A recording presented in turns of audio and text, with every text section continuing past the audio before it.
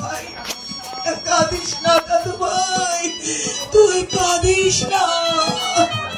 এই বোধহয় আমার বিধি বিধি লিখেছিল। আমি তোমাকে আমার সর্বোচ্চ দিয়ে হলেও তোমাকে আমি সুস্থ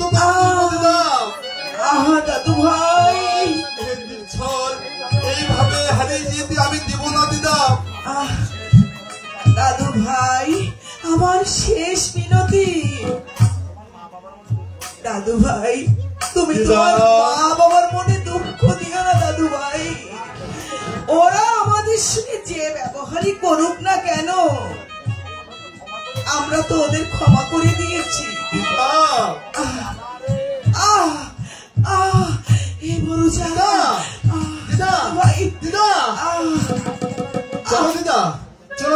হাসপাতাল পৌঁছে দেবো দিদা, তারপর তুমি আমাকে তাই শুনবো দিদা।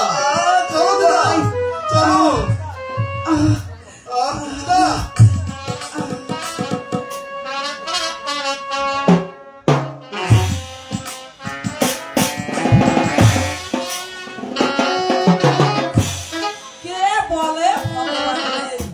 কলিযুগ হলেও ভগবান নিশ্চয়ই আছে। আমার নাতির কানে বিষ ঢেলে পর করে দিলি, তার ফলও পেলি হাতে হাতে। বুড়ো বয়সে গুন্ডার হাতে প্রাণটা বেঘরে চলে গেল। এবার নরকে গিয়ে ওই নাতির সঙ্গে কর কোয়া। আমি কি সেতুরের জন্য বাইরে যাবো? হঠাৎ বাইরে যাবি কেন? তোমাকে দিতে হবে নাকি? কথা ছিড়ি দেখো না, অমন খিচিয়ে উঠছিস কেন? কোথায় যাচ্ছিস, কেন যাচ্ছিস? আচ্ছা, তোমার দরকার কি? আমার জিনিসপত্র গুছিয়ে রেখাও, সন্ধ্যাবেলায় আমি চলে যাবো। কেউ যদি জিজ্ঞেস করে জানি না, শঙ্কর কেউ বলবি না।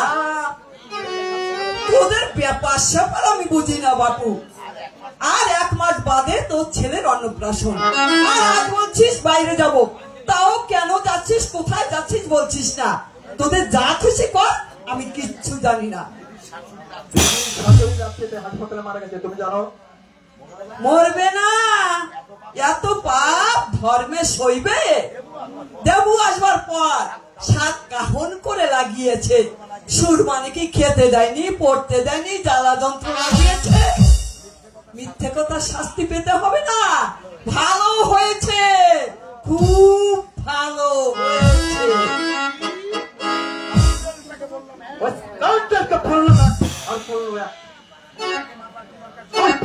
মাথার কি দরকার ছিল?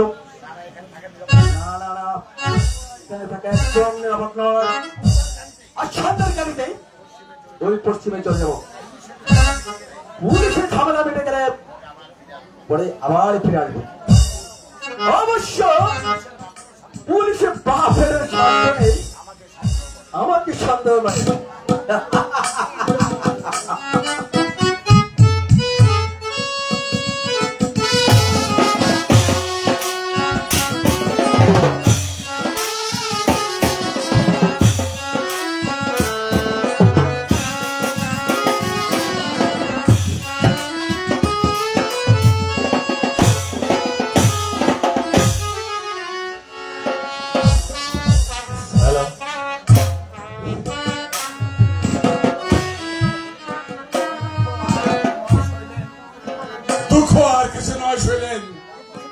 দুঃখ শুধু এই জন্য যে মৃত্যুটা হলো অপঘাতে, নইলে মা বাবা কারো তো চিরকাল বেঁচে থাকে না শরীরে। তাছাড়া বয়সও হয়েছিল। আদম তারাকে দিয়েছিল দেবুরপুরে। মা নাকি দেবকে বাঁচাতে গিয়েই নিজের প্রাণটা খোয়ালো। তাহলে তুমি বুঝতে পারছো দেবুকে উনি কতখানি ভালোবাসবেন। আমি হলফ করে বলতে পারি শৈলেন, মায়ের মা যা করলেন তুমি, আমি, সুরমা কেউ হয়তো এতটা করতে পারতাম না। মায়ের কথা মনে পড়লে সত্যি আবার শুধু কান্না পাই দাদা। ও কত কষ্টই না আমি মাকে দিয়েছি। Sad, very sad feeling. মুখ ফুটে কোনোদিন এতটুকু অভিযোগ করেনি। করবার সময় বলে গেল, তোর বাবাকে খুঁজে বের করিস, পারিস যদি নরকে ভালো চিকিৎসা করাস। দেবর হাত ধরে বলে গেল, মা বাবার মনে দুঃখ দিস রে ভাই। অথচ আমরা ভাবতাম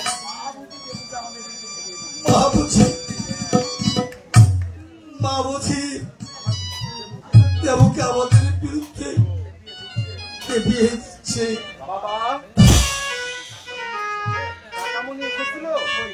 কই না তো, সে কি নরেন হাসপাতালে নেই? না, কাল মা আর আমি হাসপাতালে গিয়ে অনেক করে বুঝিয়ে এসেছি। বললে মায়ের শেষ কাজ করতে আমি যেতে পারবো না। আমি বললাম একটু সুস্থ হও। ডাক্তার বাবুদের বলে দুদিনের জন্য আমি তোমাকে বাড়ি দিয়ে দিয়ে দেবো। সকালে ফোন পেলাম কাকামণি আর হাসপাতালে নেই। তাহলে গেল কোথায়? আচ্ছা, তুই একবার থানায় ফোন করে বলে দিয়েছি তুমি মামাকে নিয়ে বেরিয়ে পড়ো। আমি একটা গাড়ি নিয়ে বেরোচ্ছি।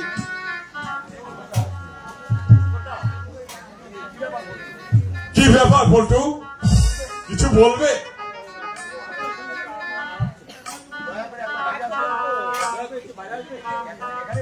আচ্ছা, এখানেই বলো না।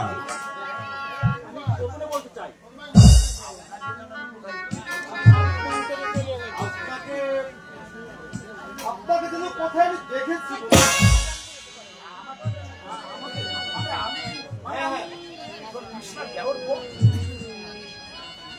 এই তুই চিনতে পারছেন না? না না মামা, তোর পিসিমার দেওর বল্টু।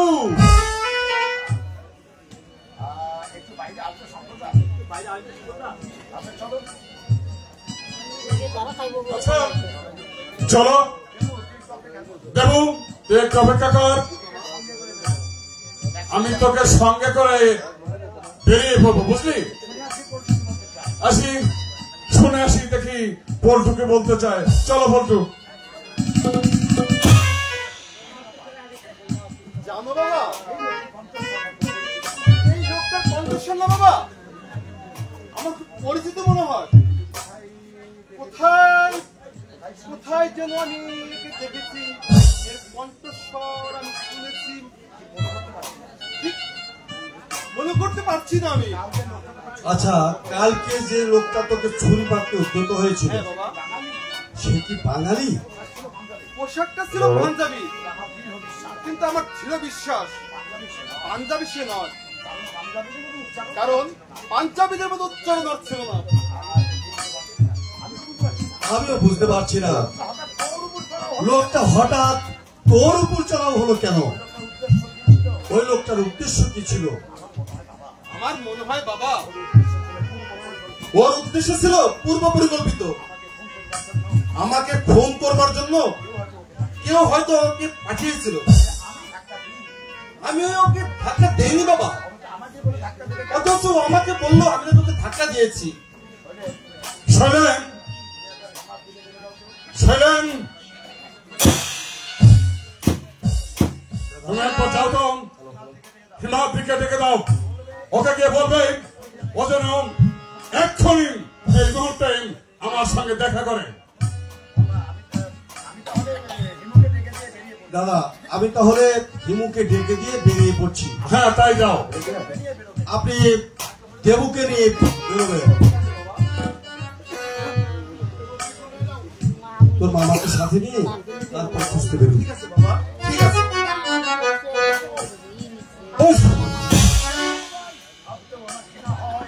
ভাবতেও আমার ঘৃণা হয়, একটা খুনি আমার ভাই।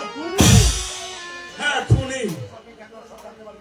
একটু অপেক্ষা কর, তুই সবকিছুই জানতে পারবি। কি বলছো মামা? হ্যাঁ, সবই তুই জানতে পারবি, একটু অপেক্ষা কর। পল্টু, তুই ভয় পেয়ে সবকিছু গোলমাল করে ফেলবি না তো? আমি অমানুষ হতে পারি, কিন্তু বিবেক মানুষের তো সবই আছে। এই বুকটা আমি সত্যি চিন্তা করি। আপনার ভাই আমাকে বললেন এই লোকটার উৎপাতে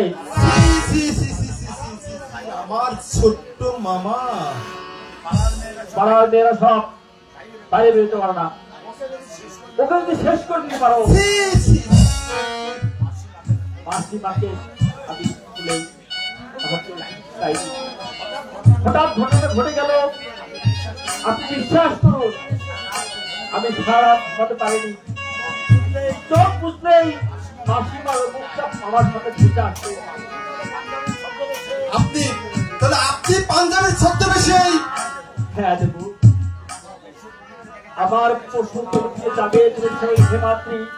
মামা অপেক্ষা কর। আমি ভাসিয়ে তুলতে ছোড়ার জন্য প্রস্তুত হয়ে এসেছি। ঋষিকের সঙ্গে যুদ্ধ করে করে কত বিক্ষত হয়েছে। একজন নিরাপদ যোদ্ধা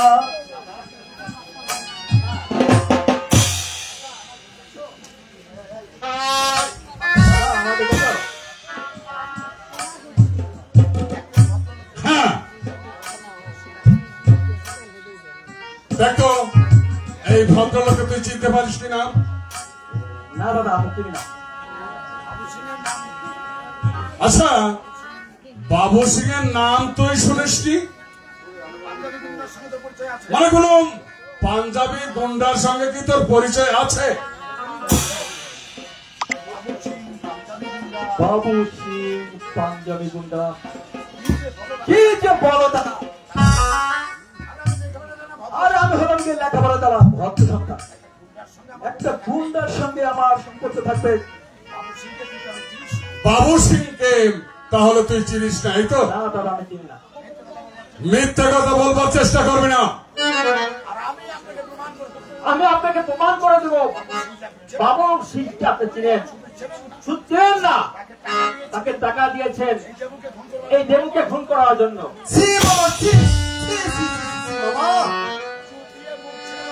চুপিয়ে মুখ ছেড়ে দেব।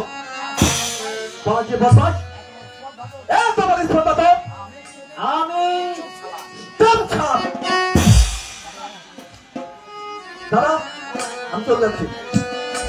12টা পুলিশ আমাকে মিনিটে 2 সেকেন্ড হতে পারে। দাঁড়া, একটু দাঁড়া। এই দাঁড়াবার সময় নেই দাদা, 12টা 20 আসে। দাঁড়াবার সময় 12টা 20 তোমার ট্রেন, তাই না? চালাম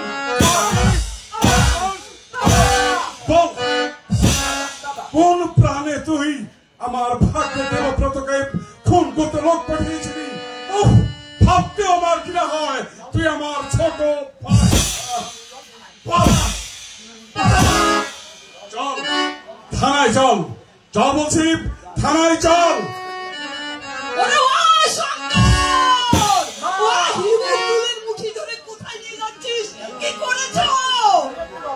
তুমি সত্যি একটা রত্নগর মামা, তাই তোমার রত্নটিকে আমি বাইরে রাখতে সাহস করছি না। আজও দেবকে খুন করতে গুন্ডা লাগিয়েছেন, কাল হয়তো শুনতে পাবে আমাকে মারবার জন্য ও গুন্ডা লাগিয়েছে, তাই ওদেরকে আমি বাইরে রাখবো না। এসব বলতে তুমি এসব আমার সঙ্গে চলো, তোমাদের দুজন।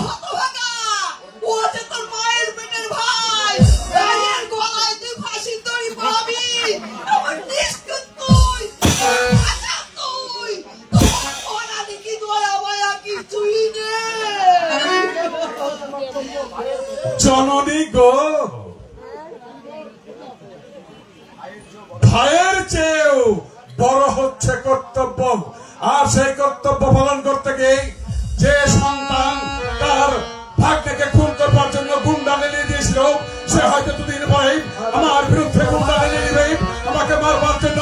তাই তোমার সেই রক্ত দিয়ে আমি আর বাইরে রাখবো না মা। এক্ষুনি আমি ওকে ওই পুলিশের হাতে সমর্প করে দিচ্ছি।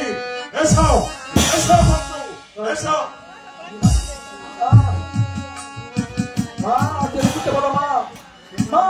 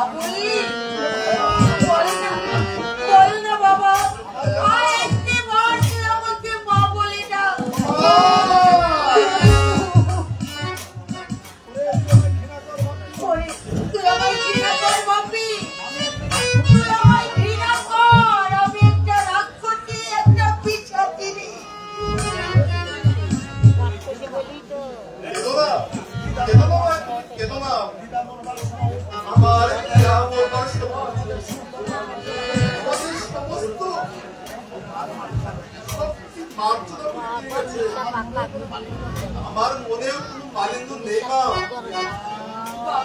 মা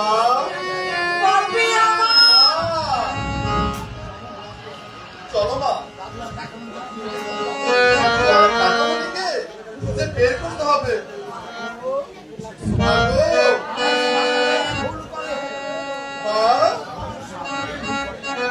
সবাই ভুল করে মা, তুমিও ভুল করেছ, আমিও নির্দোষ নই মা। আশা করি তোমার বাপিকে তুমি ক্ষমা করতে পেরেছ মা। না বাবা, তুই কোনো অন্যায় করিসনি। ওরে, তুই যে আমাদের চোখে আঙুল দিয়ে দেখিয়ে দিয়েছিস।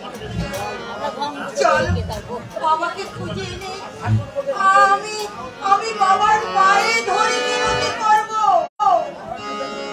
আমাকে যেন বাবা ক্ষমা করে দেন। তাই চলো মা, এক্ষুনি আমরা খুঁজতে বেরোবো। তাই চলো মা। চল বাবা।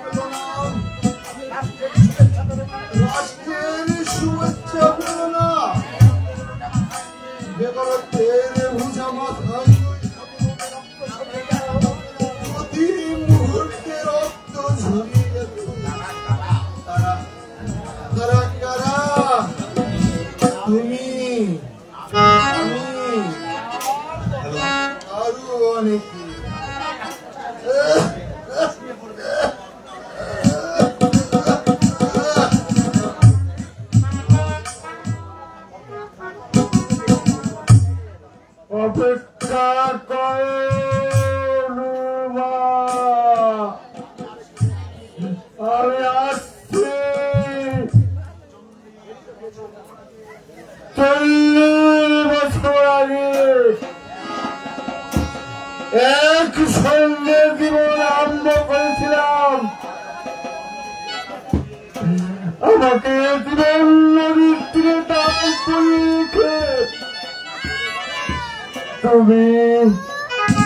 তুমি একা চলে যাবে? না, তো হবে না।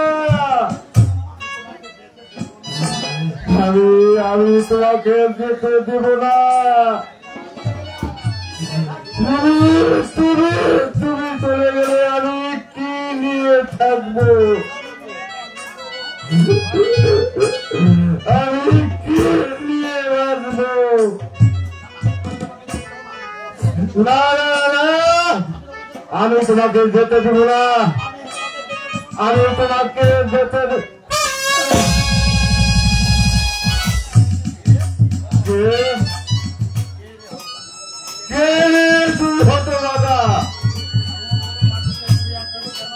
এমন ভাবে তুই মাটিতে ছুঁয়ে আছিস কেন?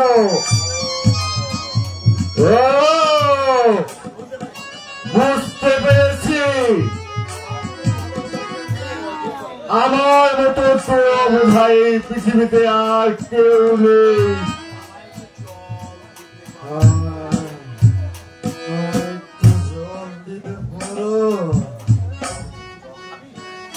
তুই জল খাবি? এই কে তুই? দেখি কে?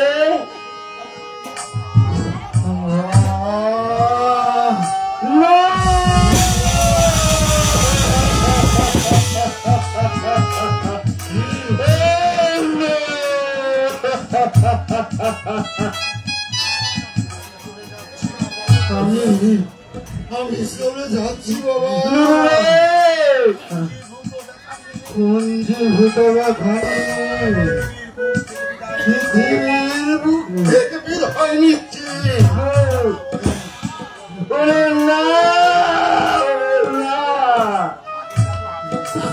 আগে যাবো আমি, তারপর যাবে তোরা। আমার সন্তান কার ভূতরা করতে চলে যাচ্ছিস? না, তোকে আমি যেতে দেব না বাবা।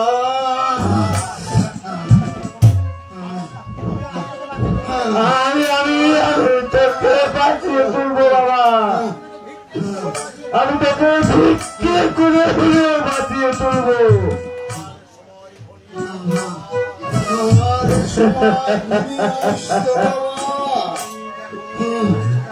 ওই দেখো বাবা, সুন্দরের সীতা চলছে।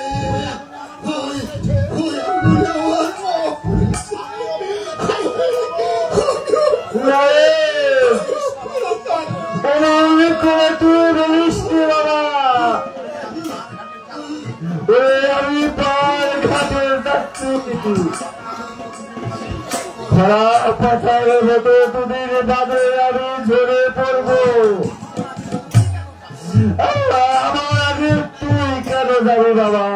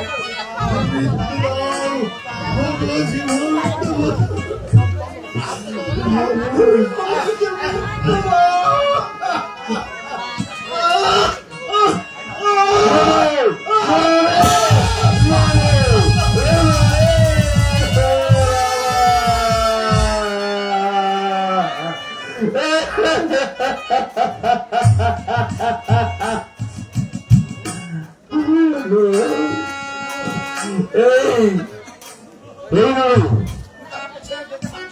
তুই তো আমাকে ছেড়ে যেতে পারিস বাবা বাবা কথা বল তুই কথা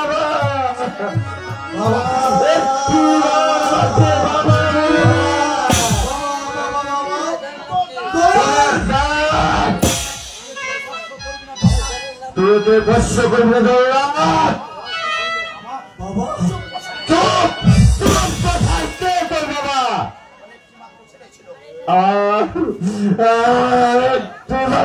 ছেড়েছিল এই যে দেখ কষাই সে দেখ কিভাবে গোল করেছিস কষাই গোল করেছিস একটুখানি মমতা হবে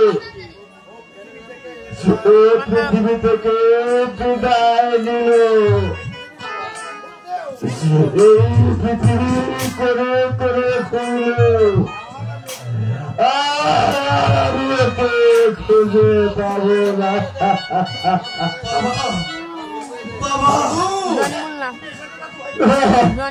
তুমি যাই ভাই সেদিন আমাকে তুমি 10টি টাকা ভিক্ষে দিয়েছিল আজ কিছু আমাকে ভিক্ষে দাও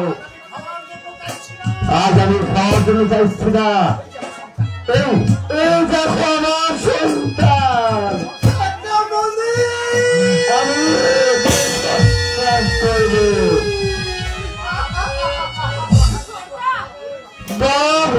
ছেলের মুখে অগ্নি করতে হবে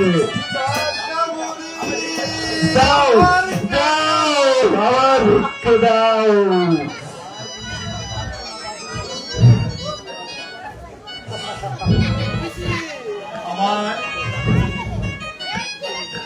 আমার তুমি চিনতে পারছো না দাদু আমি যে তোমার দেবতা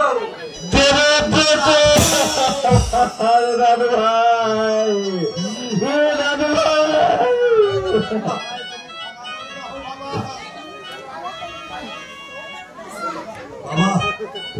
বাবা আমাকে তুমি ক্ষমা করে দাও বাবা আমাকে তুমি ক্ষমা করে দাও না আমি তোকে ক্ষমা করতে পারি না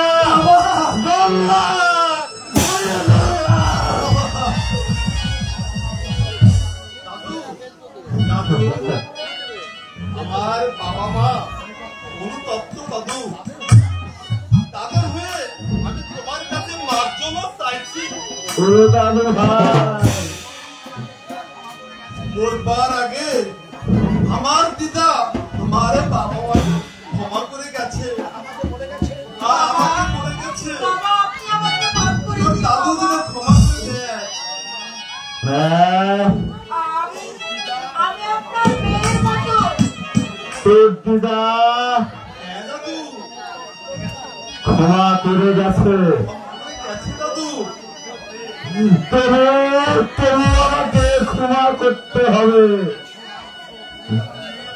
ওঠো না ওঠো তুমি যে আমার মেয়ের মতো সত্যি বলবে